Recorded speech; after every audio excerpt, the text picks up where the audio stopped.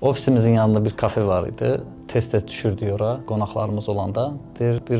İki tanışımızı gördüm girəndə. Salamlaşdıq, elə gördüm nəsə bir söhbət var. O başladı, dedi ki, bir sual verim. Dedim, buyur qardaş, nə məsələdir? Hə, dedi ki, bəs bir xanım var, yoldaşı deyəsən Rusiyadadır.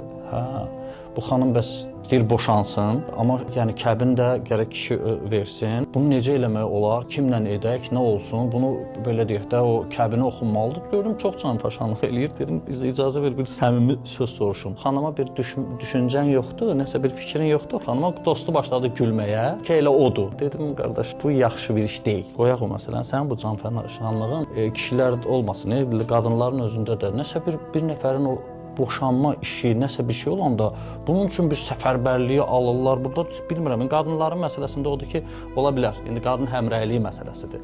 Amma kişidə bu kişiyə yaraşan bir şey deyil. Hətta mən bəzən böyük insanlardan eşitmişəm ki, əgər bir xanımın ehtiyacı varsa, hətta dul xanım olsa və yaxud da məsələn ehtiyacı olan xanım çalış həyat yoldaşından, bacınla ona nəsə bir köməklik edəsən. Bir qadının kişi qarşısında gözü belə deyək də kölgəli olması, ona ehtiyaclı olması bu yaxşı bir şeydir. Yəni kişilər bu məsələdə ümumiyyətlə biraz diqqətli olmağımız çox vacibdir.